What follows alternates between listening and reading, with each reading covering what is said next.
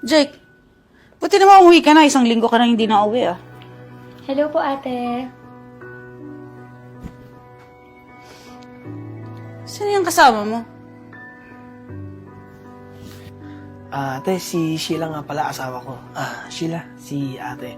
So, simula ngayon, dito na siya titira. So, I want you to treat her nice, okay? What? Asawa? Since when? Nagpakasal ka without my consent?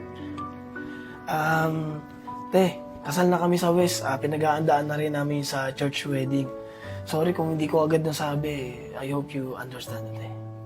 Jake, hindi porket na wala ang mga magulang natin is that you can do everything that you want. You're still under my responsibility. And you know that.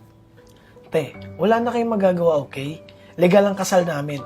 Kaya sa ayaw at sa gusto nyo, dito na siya titira. Tara na, babe. Para makapagpahinga ka na.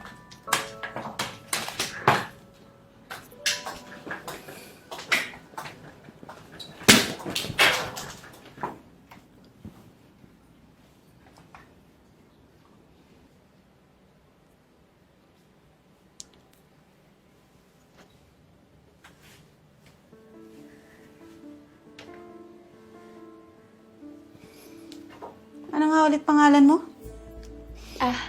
Ate, Sheila po ang pangalan ko. Saan ka kayang lupalop ng mundo nakuha ng kapatid ko, no? Mukha ka namang chimay at walang pera. Sa dami-dami ba naman kasing mga babae sa mundo, ikaw pa napili niya. Mukha ka naman na walang pinag-aralan. Ate, hindi ko po alam kung paano ko sisimulan.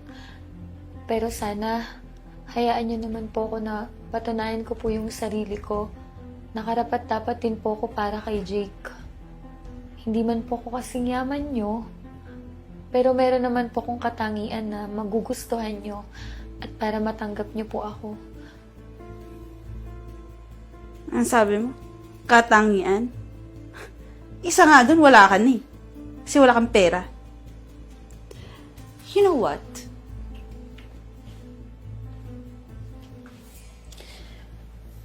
I'll promise you something.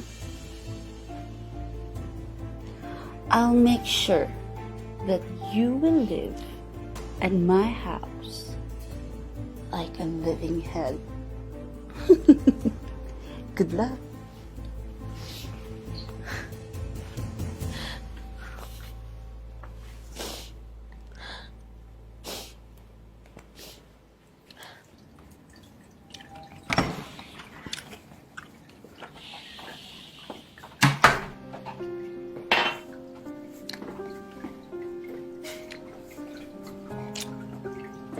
Madam, sana ba natin yung plano natin?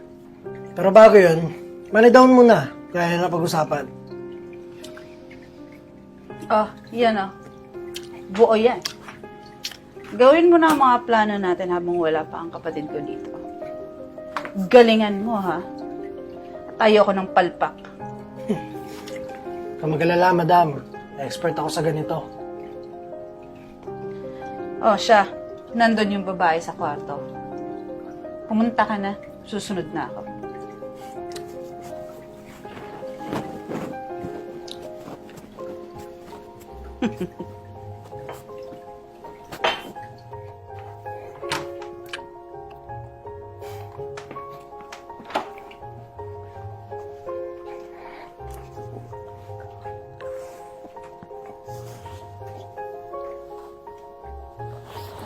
Sino ka?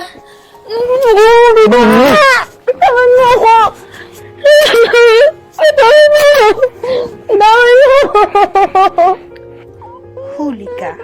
Patay ka ngayon. Ate, ano to? Hoy! Anong ginagawa mo sa asawa ko? Sir, sandali. Pagutusan lang ako. Ano pagutusan pinagsasabi mo, ha? Ito, ito yung pera. Binayaran ako ng ate mo para gawin to sa asawa mo. Gusto niya palabasin na may lalaki ang asawa mo. Gipit lang ako, sir, kaya ginawa ko to. Totoo ba yung sinasabi ng gagon to? Jake, let me explain. O ikaw, lumayas ka dito bago pa mandalim yung paningin ko.